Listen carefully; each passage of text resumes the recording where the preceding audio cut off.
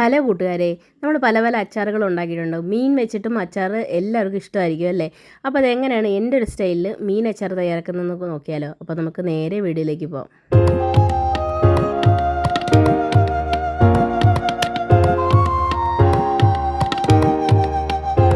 അപ്പോൾ മീനച്ചാർ തയ്യാറാക്കാനായിട്ട് ഞാനിവിടെ നല്ല ചൂര മീനാണ് കേട്ടോ എടുത്തിരിക്കുന്നത്. ഇത് വെള്ളച്ചൂരയാണ് കേട്ടോ. അപ്പം ചെറിയ പീസുകളായിട്ട് മുള്ളില്ലാതെ ഇതുപോലെ ചെറിയ പീസുകളായിട്ട് എടുക്കുക. ഇതിനെക്കാട്ടിലും ചെറിയ പീസായിട്ട് എടുക്കാൻ പറ്റുമെന്നുണ്ടെങ്കിൽ അത്രയും എടുക്കുക കേട്ടോ. ഞാനിപ്പോൾ ഒരു ഇച്ചിരി ചെറിയ പീസായിട്ടാണ് എടുത്തിരിക്കുന്നത് കേട്ടോ. അപ്പോൾ അച്ചാറാകുമ്പോൾ കുറച്ചും കൂടി ചെറിയ പീസാണെങ്കിൽ ഒന്നുകൂടെ നല്ലതായിരിക്കുമേ.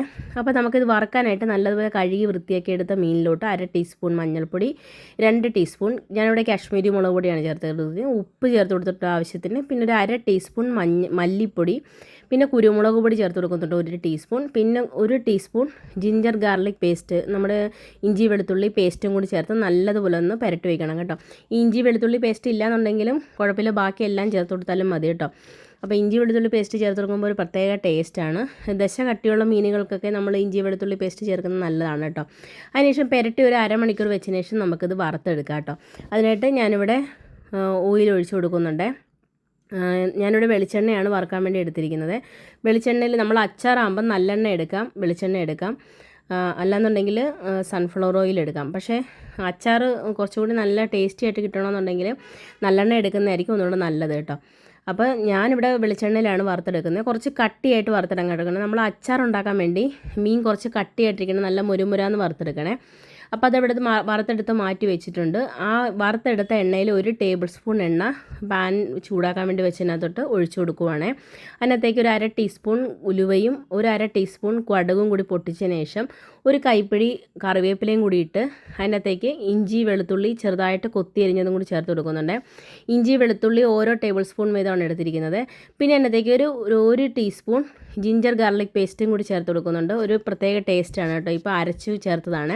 നമ്മൾ ഈ അരിഞ്ഞ് ചേർത്തിരിക്കുന്നത് നമ്മൾ അച്ചാർ കഴിക്കുമ്പോൾ ഒരു കടിയൊക്കെ കിട്ടാൻ വേണ്ടിയാണ്, നല്ലൊരു ടേസ്റ്റ് ആയിരിക്കും അത്. ഇനി നമുക്ക് നമ്മുടെ വെളുത്തുള്ളിയൊക്കെ നല്ലപോലെ മൂത്തതിന് ശേഷം അതിനകത്തേക്ക് 1/2 ടീസ്പൂൺ മഞ്ഞൾപ്പൊടി ചേർത്ത് കൊടുക്കുന്നുണ്ട്. 3 ടേബിൾ സ്പൂൺ കാശ്മീരി മുളക് പൊടിയാണ് കേട്ടോ ചേർത്ത് കൊടുക്കുന്നത്. പിന്നെ ഒരു 1/2 ടീസ്പൂൺ മല്ലിപ്പൊടി ചേർത്ത് കൊടുക്കുന്നുണ്ട്. ഈ അച്ചാറിന് എന്താ മല്ലിപ്പൊടി എന്ന് പറഞ്ഞാൽ നല്ലൊരു ടേസ്റ്റ് ആയിരിക്കും. ഒന്ന് ട്രൈ ചെയ്ത് നോക്കുക, എന്നിട്ട് പറഞ്ഞാൽ മതി കേട്ടോ നല്ലതാണോ അല്ലയോ എന്ന്. അപ്പോൾ മല്ലിപ്പൊടിയും കൂടി 1/2 ടീസ്പൂൺ ചേർത്ത് കൊടുത്തിട്ടുണ്ട്. ഇനി നമുക്ക് നല്ലതുപോലെ ഒന്ന് പൊടിയൊക്കെ ഒന്ന് നല്ലപോലെ ആ എണ്ണയ്ക്കകത്ത് ഇടന്ന് മൂത്ത് വരുന്ന സമയത്ത് നമുക്കിതിനകത്തേക്ക് ഒരു നാരങ്ങ വലിപ്പത്തിലുള്ള വാളംപുളി പിഴിഞ്ഞതും കൂടി ചേർത്ത് കൊടുക്കാം. 1 കപ്പ് വെള്ളത്തിൽ വാളംപുളി പിഴിഞ്ഞ് വെച്ച് ആ വെള്ളവും കൂടി നല്ലപോലെ പിഴിഞ്ഞ് ചേർത്ത് കൊടുക്കണം. പിന്നെ നമ്മുടെ 1/4 കപ്പ് വിനാഗിരി ചേർത്ത് കൊടുക്കുന്നുണ്ട്. ഞാൻ എന്തിനാണ് ഈ വാളംപുളി ചേർത്തെന്ന് വെച്ചാൽ ഒരുപാട് നമുക്ക് വിനാഗിരി ചേർക്കേണ്ട ആവശ്യമില്ല. ഇങ്ങനെ വാളംപുളി ചേർക്കുവാണെങ്കിൽ ഇപ്പോൾ കുറച്ച് മാത്രമേ ഞാൻ വിനാഗിരി ചേർത്തിട്ടുള്ളൂ. ഇല്ലാന്നുണ്ടെങ്കിൽ നമുക്കിത് ഒരുപാട് വിനാഗിരി ചേർത്ത് ഉണ്ടാക്കേണ്ടി വരും. അതുകൊണ്ടാണ് ഞാനിങ്ങനെ ചെയ്തത് കേട്ടോ.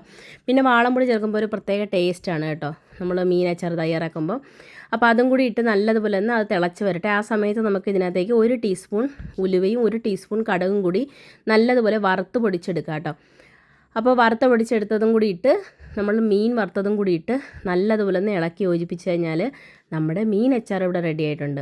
അപ്പോൾ എല്ലാവരും ഒരേപോലെ ആയിരിക്കത്തില്ല എല്ലാ നാടുകളിലും ചെയ്യുന്നത്. ഇതുപോലെ ഒന്ന് ട്രൈ ചെയ്ത് നോക്കിയേ, പിന്നെ നിങ്ങൾ ഇങ്ങനെ ചെയ്യത്തുള്ളൂ. അത്ര ടേസ്റ്റിയാണ് കേട്ടോ. അപ്പോൾ നമ്മളിത് അടച്ച് വെച്ചിട്ടുണ്ട്. ചാറോട് കൂടി തന്നെയാണ് അടച്ച് വെച്ചത്. പക്ഷേ അത് ഇരുന്ന് നല്ല കട്ടിയായിട്ടുണ്ട്. കുറച്ചപ്പോൾ ചാറ് വേണമെന്നുണ്ടെങ്കിൽ കുറച്ചും കൂടി നമുക്ക് നേരത്തെ വെള്ളം ചേർത്ത് കൊടുക്കാം കേട്ടോ. നേരത്തെ ആ പുളി ഒഴിക്കുന്ന സമയത്ത് നമുക്ക് കുറച്ചും കൂടി വെള്ളം ചേർത്ത് കൊടുക്കാം. അത്രയേ ഉള്ളൂ. നമ്മുടെ സിമ്പിളായിട്ടുള്ള മീൻ അച്ചാർ ഇവിടെ റെഡി ആയിട്ടുണ്ട്. അപ്പോൾ പുതിയൊരു വീഡിയോ ആയിട്ട് വരുന്നതിനും വരെ thanks for watching. Thank you. By.